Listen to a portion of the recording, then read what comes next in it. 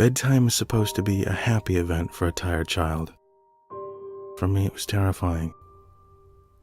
While some children might complain about being put to bed before they have finished watching a film or playing their favorite video game, when I was a child, nighttime was something to truly fear. Somewhere in the back of my mind, it still is. As someone who is trained in the sciences, I cannot prove that what happened to me was objectively real, but I can swear that what I experienced was genuine horror. A fear which in my life, I am glad to say, has never been equaled. I will relate it to you all now as best I can. Make of it what you will, but I'll just be glad to get it off my chest. I can't remember exactly when it started, but my apprehension toward falling asleep seemed to correspond with me being moved into a room of my own. I was 8 years old at the time, and until then I had shared a room, quite happily, with my older brother. As is perfectly understandable for a boy of 5 years my senior, my brother eventually wished for a room of his own, and as a result, I was given the room at the back of the house. It was a small, narrow, yet oddly elongated room, large enough for a bed and a couple of chests of drawers, but not much else. I couldn't really complain because, even at that age, I understood that we didn't have a large house and I had no real cause to be disappointed, as my family was both loving and caring. It was a happy childhood. During the day. A solitary window looked out onto our back garden. Nothing out of the ordinary, but even during the day, the light which crept into that room seemed almost hesitant. As my brother was given a new bed, I was given the bunk beds which we used to share. While I was upset about sleeping on my own, I was excited at the thought of being able to sleep in the top bunk, which seemed far more adventurous to me. From the very first night, I remember a strange feeling of unease creeping slowly from the back of my mind. I lay on the top bunk, staring down at my action figures and cars strewn across the green-blue carpet. As imaginary battles and adventures took place between the toys on the floor, I couldn't help but feel that my eyes were being slowly drawn towards the bottom bunk, as if something was moving in the corner of my eye, something that did not wish to be seen. The bunk was empty, impeccably made with a dark blue blanket tucked in neatly, partially covering two rather bland white pillows. I didn't think anything of it at the time. I was a child. And the noise slipping under my door from my parents' television bathed me in a warm sense of safety and well-being. I fell asleep. When you awaken from a deep sleep to something moving or stirring, it can take a few moments for you to truly understand what is happening. The fog of sleep hangs over your eyes and ears even when lucid. Something was moving. There was no doubt about that. At first, I wasn't sure what it was. Everything was dark, almost pitch black, but there was enough light creeping in from outside to outline the narrowly suffocating room. Two thoughts appeared in my mind almost simultaneously. The first was that my parents were in bed, because the rest of the house lay in both darkness and silence. The second thought turned to the noise, a noise which had obviously woken me. As the last cobwebs of sleep withered from my mind, the noise took on a more familiar form. Sometimes the simplest of sounds can be the most unnerving. A cold wind whistling through a tree outside, a neighbor's footsteps uncomfortably close, or, in this case, the simple sound of bedsheets rustling in the dark. That was it. Bedsheets rustling in the dark as if some disturbed sleeper was attempting to get all too comfortable in the bottom bunk. I lay there in disbelief, thinking that the noise was either my imagination or perhaps just my pet cat finding somewhere comfortable to spend the night. It was then that I noticed my door, shut as it had been as I'd fallen asleep. Perhaps my mom had checked in on me and the cat had sneaked into my room. Yes, that must have been it. I turned to face the wall, closing my eyes in the vain hope that I could fall back to sleep. As I moved, the rustling noise underneath me ceased. I thought that I must have disturbed my cat, but quickly I realized that the visitor in the bottom bunk was much less mundane than my pet trying to sleep, and much more sinister. As if alerted to and disgruntled by my presence, the disturbed sleeper began to toss and turn violently, like a child having a tantrum in their bed. I could hear the sheets twist and turn with increasing ferocity. Fear then gripped me, not like the subtle sense of unease I had experienced earlier, but now potent and terrifying. My heart raced as my eyes panicked, scanning the almost impenetrable darkness. I let out a cry. As most young boys do, I instinctively shouted out for my mother. I could hear something stir on the other side of the house, but as I began to breathe a sigh of relief that my parents were coming to save me, the bunk beds suddenly started to shake violently, as if gripped by an earthquake. Scraping against the wall, I could hear the sheets below me thrashing as if tormented by malice. I did not want to jump down to safety, as I feared the thing in the bottom bunk would reach out and grab me, pulling me into the darkness. So I stayed there, white knuckles clenching my own blanket like a shroud of protection. The wait seemed like an eternity. The door finally and thankfully burst open, and I lay bathed in light while the bottom bunk, the resting place of my unwanted visitor, lay empty and peaceful. I cried and my mother consoled me. Tears of fear followed by relief streamed down my face. Yet through all of the horror and relief, I did not tell her why I was so upset. I can't explain it, but it was though as if whatever had been in that bunk would return if I so much as spoke of it, or uttered a single syllable of its existence. Whether that was the truth, I do not know. But as a child, I felt as if that unseen menace remained close, listening. My mother lay in the empty bunk, promising to stay there until morning. Eventually, my anxiety diminished. Tiredness pushed me back towards to sleep. But I remained restless, waking several times momentarily to the sound of rustling bedsheets. I remember the next day wanting to go anywhere, be anywhere, but in that narrow, suffocating room. It was a Saturday and I played outside, quite happily, with my friends. Although our house was not large, we were lucky to have a long, sloping garden in the back. We played there often, as much of it was overgrown and we could hide in the bushes, climbed in the huge sycamore tree which towered above all else, and easily imagine ourselves in the throes of a grand adventure in some untamed exotic land. As fun as it all was, occasionally my eye would turn to that small window. Ordinary, slight, and innocuous. But for me, that thin boundary was a looking glass into a strange, cold pocket of dread. Outside, the lush green surroundings of our garden filled with the smiling faces of my friends could not extinguish the creeping feeling clawing its way up my spine, each hair standing on end. The feeling of something in that room, watching me play, waiting for the night when I would be alone, eagerly filled with hate. It may sound strange to you, but by the time my parents ushered me back into that room for the night, I said nothing. I didn't protest. I didn't even make an excuse as to why I couldn't sleep there. I simply and sullenly walked into that room, climbed the few steps into the top bunk, and then waited. As an adult, I would be telling everyone about my experience. But even at that age, I felt almost silly to be talking about something which I really had no evidence for. I would be lying, however, if I said this was my primary reason. I still felt that this thing would be enraged if I so much as spoke of it. It's funny how certain words can remain hidden from your mind no matter how blatant or obvious they are. One word came to me that night, lying there in the darkness, alone, frightened, aware of a rotten change in the atmosphere, a thickening of the air as if someone had displaced it. As I heard the first casual twists of the bedsheets below, the first anxious increase of my heartbeat at the realization that someone was once again in the bottom bunk.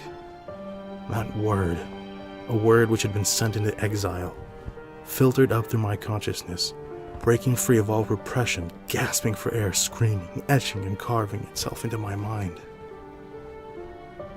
Ghost. As this thought came to me, I noticed that my unwelcome visitor had ceased moving. The bedsheets lay calm and dormant, but they had been replaced by something far more hideous. A slow, rhythmic, rasping breath heaved and escaped from the thing below. I could imagine its chest rising and falling with each sordid, wheezing, and garbled breath. I shuddered and hoped beyond all hope that it would leave without occurrence. What did it want? Then, something unmistakably chilling transpired. It moved. It moved in a way different from before. When it threw itself around at the bottom bunk, it seemed unrestrained, without purpose, almost animalistic. This movement, however, was driven by awareness, with purpose, with a goal in mind. For that thing laying there in the darkness, that thing which seemed intent on terrorizing a young boy, calmly sat up. Its labored breathing had become louder as now only a mattress and a few flimsy wooden slats separated my body from the unearthly breath below. I lay there, my eyes filled with tears. A fear which mere words cannot relate to you or anyone else coursed through my veins. I would not have believed that this fear could have been heightened, but I was so wrong. I imagined what this thing would look like, sitting there listening from below my mattress, hoping to catch the slightest hint that I was awake. Imagination then turned into an unnerving reality. I began to touch the wooden slats which my mattress sat on. It seemed to caress them carefully, running what I imagined it to be fingers and hands across the surface of the wood. Then, with a great force, it prodded angrily between the slats into the mattress. Even through the padding, it felt as though someone had viciously stuck their fingers into my side. I let out an almighty cry, and the wheezing, shaking, and moving thing in the bunk below replied in kind by violently vibrating the bunk as it had done the night before. Small flakes of paint powdered onto my blanket from the wall as the frame of the bed scraped along it backwards and forwards.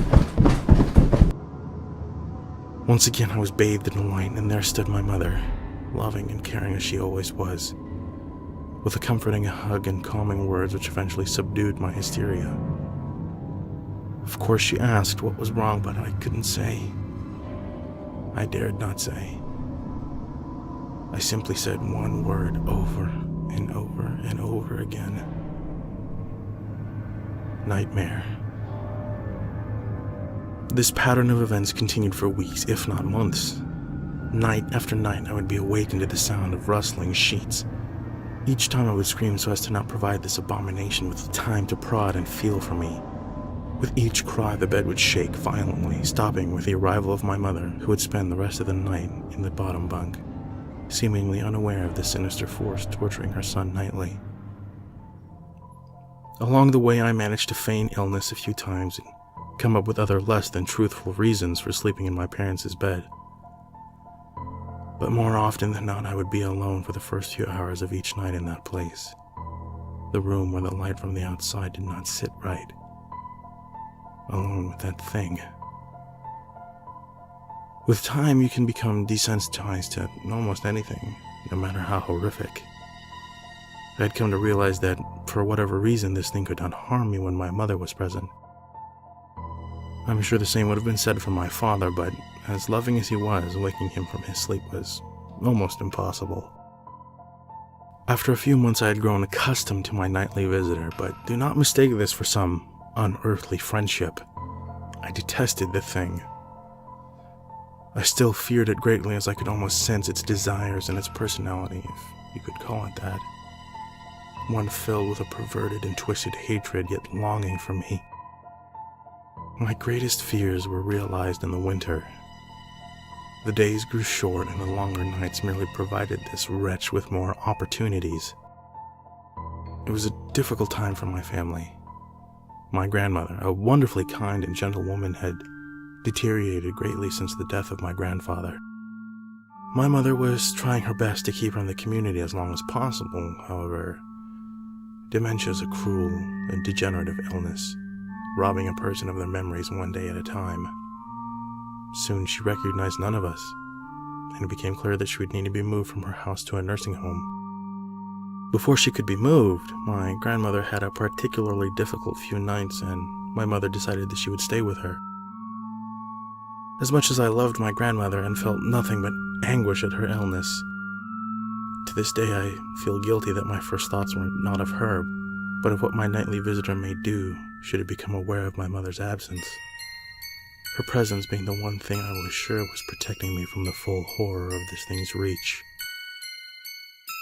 I rushed home from school that day and immediately wrenched the bed and mattress from the lower bunk, removing all of the slats and placing in an old desk, a chest of drawers, and some chairs which we kept in a cupboard where the bottom bunk used to be. I told my father I was making an office, which he found adorable, but I would be damned if I gave that thing a place to sleep for one more night. As darkness approached, I lay there, knowing my mother was not in the house. I didn't know what to do. My only impulse was to sneak into her jewelry box and take a small family crucifix which I had seen there before. While my family was not very religious, at that age I still believed in God and hoped that somehow this would protect me. Although fearful and anxious, while gripping the crucifix under my pillow tightly in one hand, sleep eventually came, and as I drifted off to dream, I hoped that I would awaken in the morning without incidents.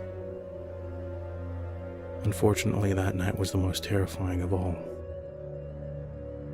I woke gradually. The room was once again dark. As my eyes adjusted, I could gradually make out the window and the door, and the walls, some toys on a shelf, and even to this day I shudder to think of it, for there was no noise, no rustling of sheets, no movement at all. The room felt lifeless.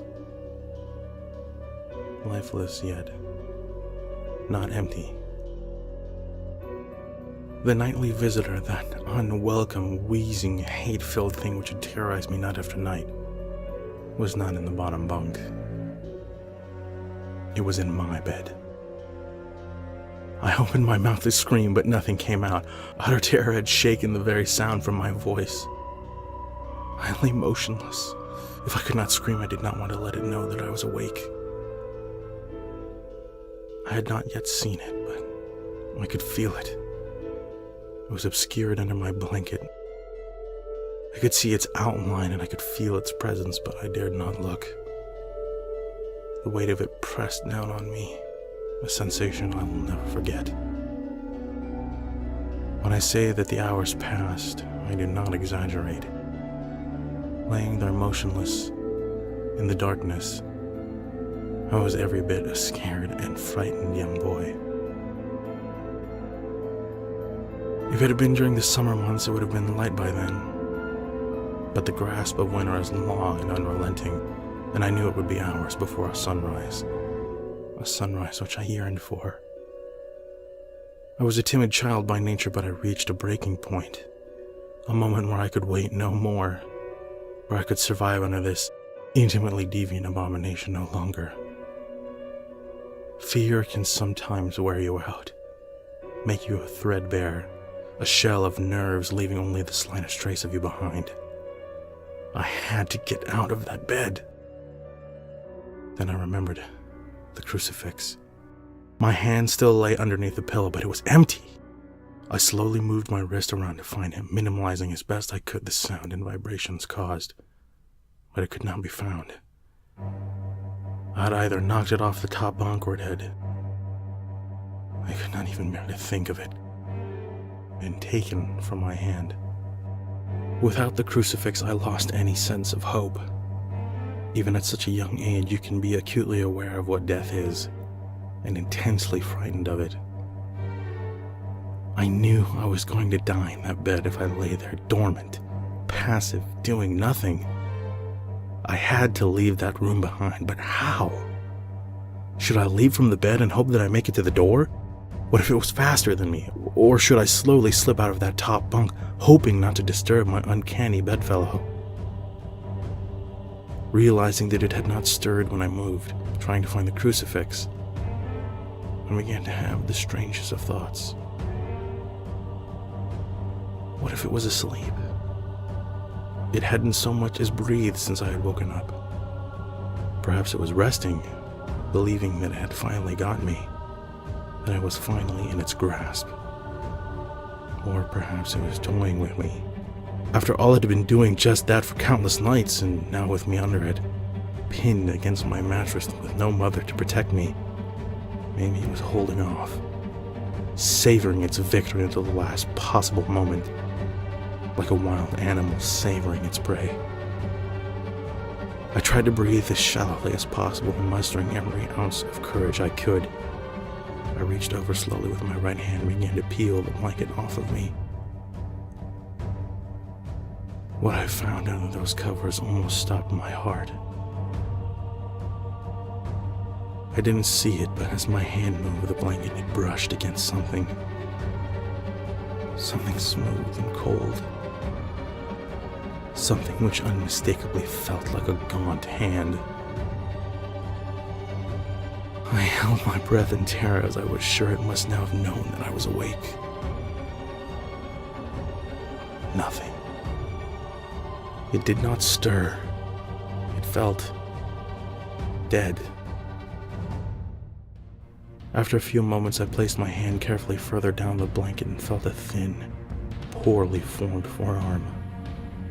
My confidence and almost twisted sense of curiosity grew as I moved further down to a disproportionately large bicep muscle.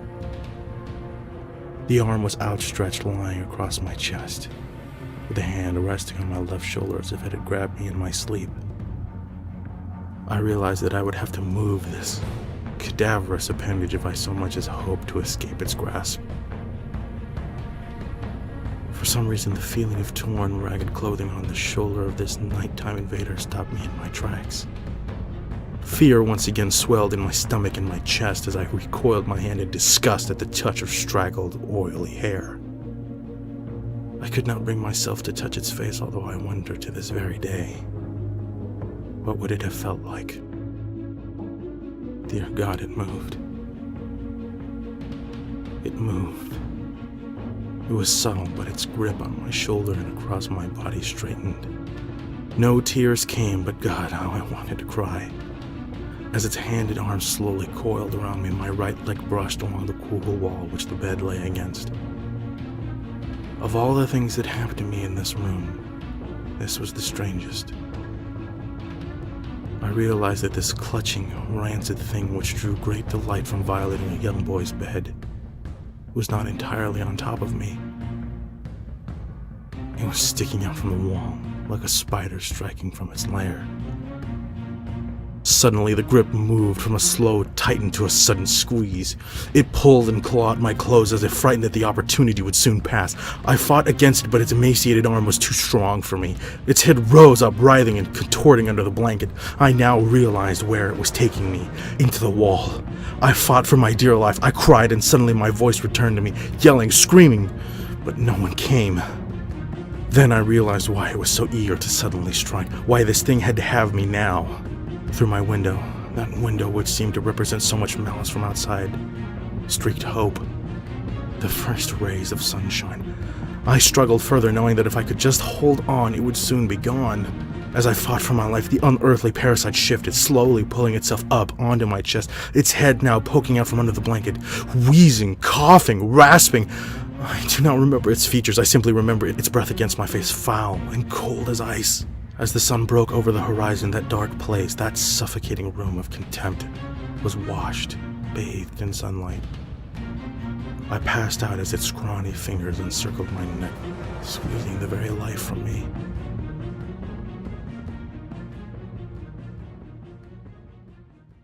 I awoke to my father offering to make me some breakfast. A wonderful sight indeed. I had survived the most horrible experience of my life until then, and now. I moved the bed away from the wall, leaving behind the furniture I had believed would stop that thing from taking a bed.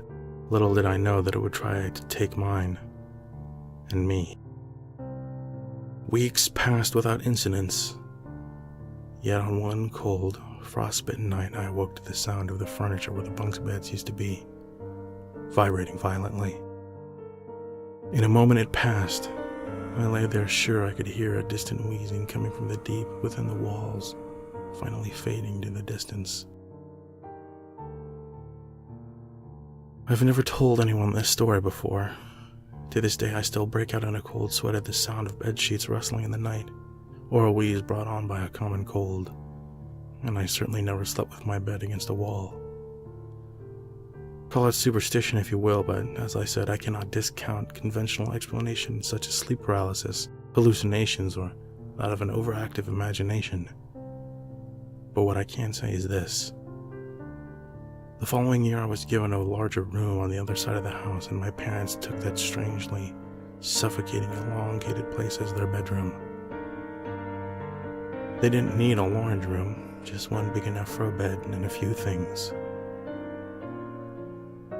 They lasted 10 days. We moved on the 11th.